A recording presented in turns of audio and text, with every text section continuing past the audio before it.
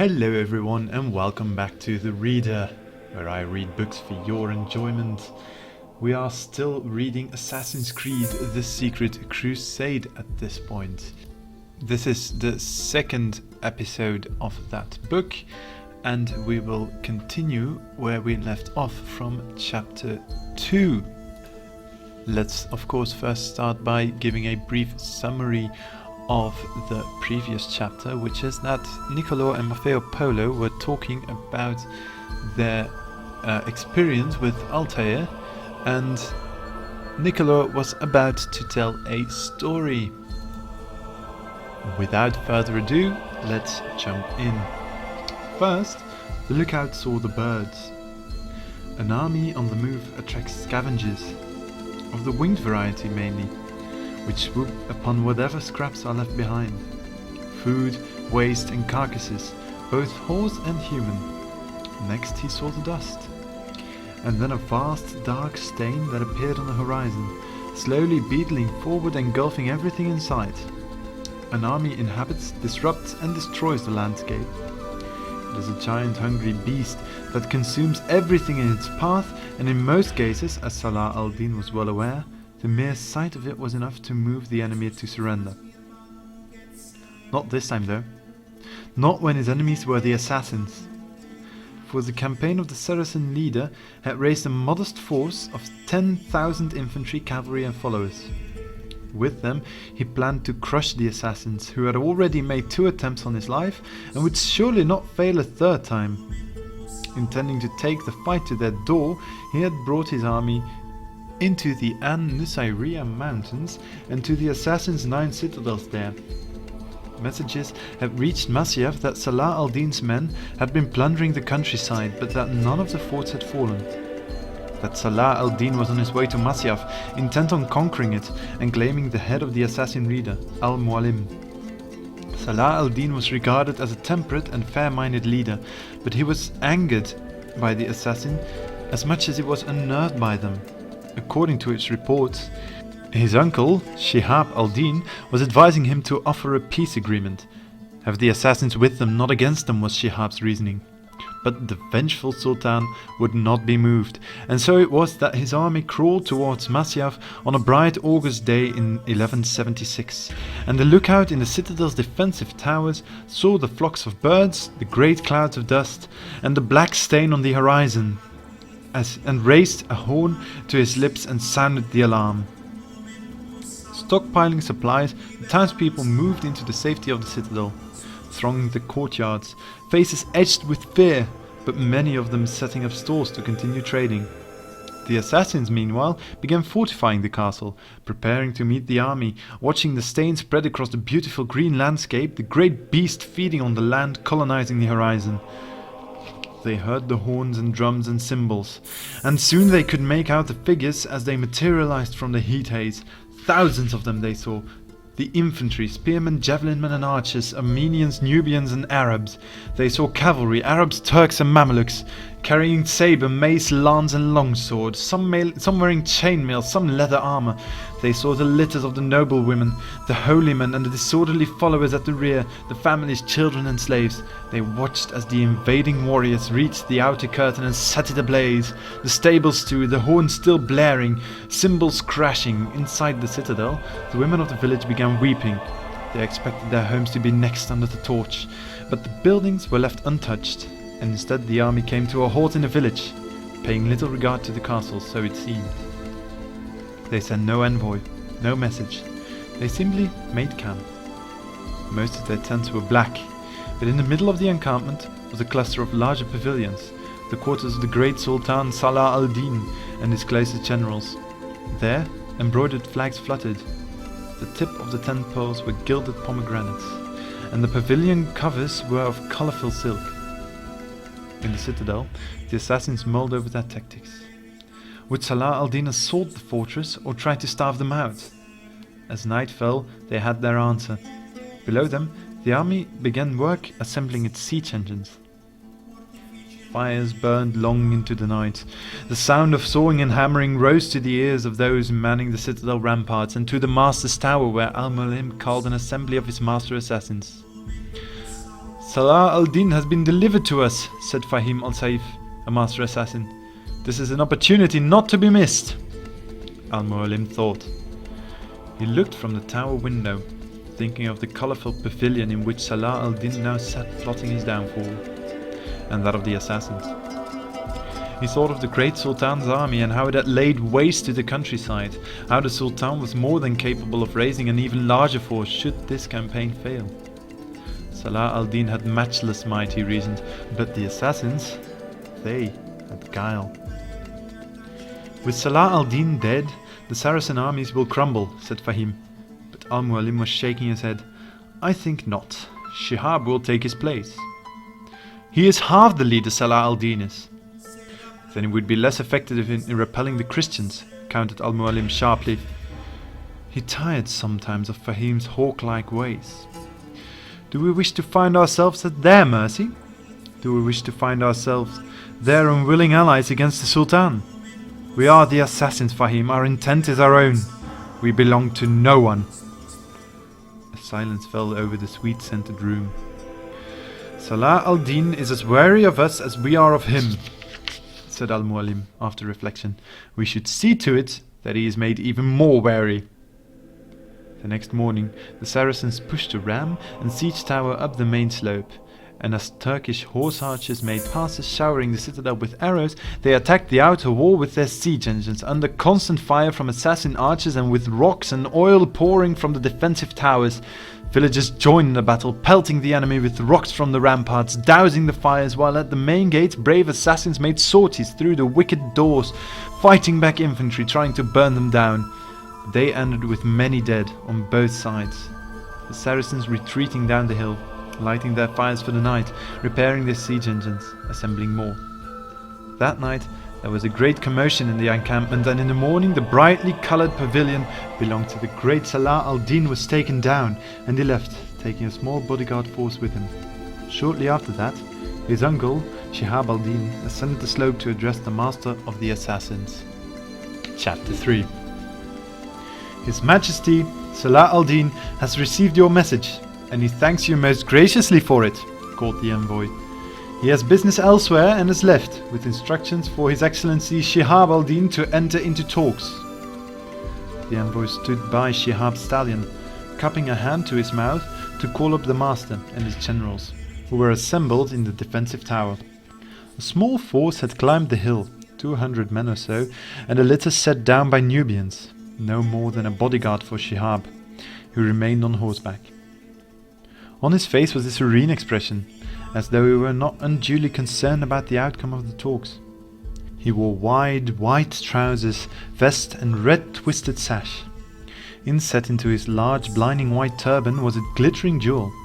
That jewel would have an illustrious name, thought Al-Mualim, gazing down upon him from the top of the tower. It would be called the Star of something or the Rose of something. The Saracens were so fond of naming their baubles. Do begin, called Al-Mualim, thinking business elsewhere, with a smile, his mind going back just a few hours to when an assassin had come to his chambers, raising him from slumber and calling him to the throne room. Umar, welcome, Al-Mualim had said, wrapping his robes around himself, feeling the early morning chill in his bones. Master, Umar had replied, his voice low and his head bent.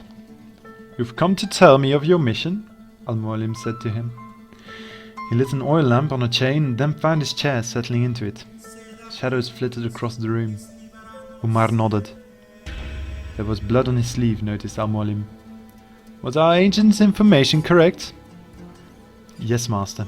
I made my way into their encampment, and just as we were told, the gaudy pavilion was a decoy. Salah al-Din's tent was nearby, a much less conspicuous accommodation. Al-Mualim smiled. Excellent, excellent. And how were you able to identify it?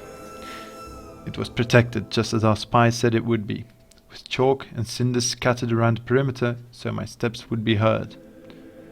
But they were not? No, master. And I was able to enter the Sultan's tent and leave the feather as instructed. And the letter? Pinned by dagger to his pallet. And then I crept from his tent, and there was a pause. The Sultan awoke and raised the alarm. I was only just able to escape with my life. Al-Mualim indicated Umar's blood-stained sleeve. And that? I was forced to cut a throat in order to make my escape, master. A guard? Asked Al-Mualim hopefully. Umar shook his head sadly. He wore the turban and vest of a nobleman. At which Al-Mualim closed tired and sorrowful eyes. There was no other option? I acted rashly, master. But otherwise your mission was a success? Yes, master. Then we shall see what transpires, he said. What transpired was the exit of Salah al-Din and the visit from Shihab. And standing tall in his tower, Al-Mualim had allowed him to believe that the assassins had prevailed, that his plan had worked. The message had warned the Sultan that he should abandon his campaign against the assassins, for the next dagger would not be pinned to his palate, but to his genitals. Simply by being able to leave it, they had shown the monarch how vulnerable he really was. How his great force counted for nothing when a lone assassin could outwit his decoys and guards and steal so easily into his tent as he slept. And perhaps Salah al-Din was fonder of his genitals than he was of pursuing a long and costly war of attrition against an enemy whose interest only rarely came into conflict with his own. For he had gone. His Majesty Salah al-Din accepts your offer of peace, said the envoy. On the tower, Al-Mualim shared an amused glance with Umar, who stood by his side. Further along was Fahim. His mouth was set. Have we his assurance that our sect can operate without further hostilities and no further interference in our activities? Asked Al-Mualim. As long as interests allow, you have that assurance. Then I accept his Majesty's offer, called Al-Mualim, pleased. You may remove your men from Masyaf. Perhaps you would be good enough to repair our stockade before you leave. At that, Shihab looked sharply up at the tower. And even from the great height, Al-Mualim saw anger flash in his eyes. Shihab leaned from his stallion to speak to the envoy, who listened, nodding, then cupped his hand to his mouth to address those in the tower once more. During the delivery of the message, one of Salah al-Din's trusted generals was killed. His Majesty requires reparation. The head of the culprit! The smile slid from Al-Mualim's face. At his side, Umar tensed. There was silence. Just the snorting of the horses, birdsong, all waited to hear Al-Mualim's response. You may tell the Sultan that I reject that demand. Shihab shrugged. He leaned over to speak to the envoy, who in turn addressed Al-Mualim. His Excellency wishes to inform you that unless you agree to the demand, a force will remain here at Masyaf, and that our patience is greater than your store of supplies. Would you have the peace agreement count for nothing? Would you allow your villagers and your men to starve, all for the head of one assassin? His Excellency dearly hopes not. I will go, hissed Umar to Al-Mualim. The mistake was mine. It is only right that I should pay for it. Al-Mualim ignored him. I will not give up the life of one of my men, he called to the envoy. Then His Excellency regrets your decision and asks that you bear witness to a matter now in need of resolution. We have discovered the existence of a spy in our camp, and he must be executed. Al-Mualim caught his breath as the Saracens dragged the assassin agent from the litter. After him came an executioner's block, the two Nubians placed on the ground in front of Shihab's stallion. The spy's name was Ahmad. He had been beaten. His head, battered, bruised and blood-stained, lolled on his chest as he was manhandled to the block, dragged on his knees and draped over it, throat up. The executioner stepped forward, a Turk, carrying a glinting scimitar that he grounded, placing both hands on the jeweled hilt. The two Nubians held Ahmad's arm. He groaned a little, the sound rising to the stunned assassins high in the defensive tower. Let your man take his place and his life will be spared, the peace treaty honored, called the envoy. If not, he dies. The siege begins and your people starve.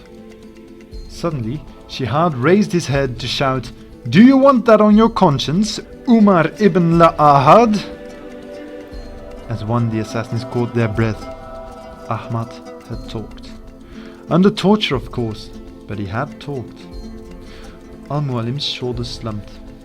Umar was beside himself. "Let me go," he urged Al-Mualim. "Master, please!" Below them, the executioner planted his feet wide. Two-handed, he raised the sword above his head. Ahmad pulled feebly at the hands that pinned him. His throat was stout, offered for the blade. The premonitory was silent, but for his whimpering. "Your last chance, assassin," called Shihab. The blade shone. "Master," pleaded Umar, "let me go." Al-Mualim nodded. "Stop!" shouted Umar. He moved to a platform of the tower, calling down to Shihab. "I am Umar Ibn La'Ahad. It is my life you should take." There was a ripple of excitement among the ranks of Saracens. Shihab smiled, nodded. He indicated to the executioner, who stood down, grinding his sword once more. "Very well," he said to Umar. "Come, take your place on the block." Umar turned to Al-Mualim, who raised his head to look at him with red-rimmed eyes. "Master," said Umar, "I ask you one final favour, that you see to the care of Altair. Accept him as your novice." Al-Mualim nodded. "Of course, Umar," he said, "of course." There was a hush across the citadel as Umar climbed down the ladders of the tower, then took the slope through the barbican, under the arch and to the main gate. At the wicket gate, a sentry came forward to open it, and he bent to go through. A shout came from behind him. "Father!" The sound of running feet. He paused. "Father!" He heard the distress in his son's voice and squeezed his eyes shut against tears as he stepped out of the gate. The sentry closed it behind him. They pulled Ahmad from the block, and Umar tried to give him a reassuring look, but Ahmad could not meet his gaze as he was hauled away and dumped outside the wicket gate. It opened and he was dragged in. It closed again behind him. Arms took hold of Umar. He was pulled to the block, spread as Ahmad had been. He offered his throat and watched as the executioner towered above him. Beyond the executioner, the sky. "Father!" he heard from the citadel as a gleaming blade came slicing down. 2 days later, under cover of darkness, Ahmad left the fortress.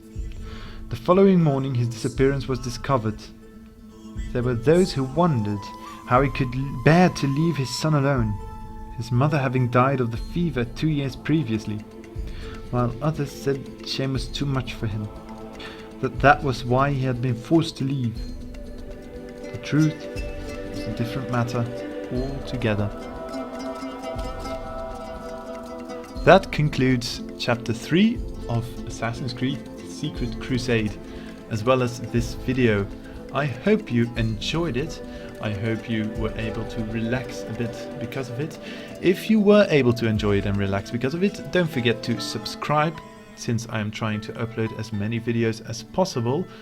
And I hope I will hear from you in the next episode. Make sure to also leave a comment telling me which book you would like me to read next.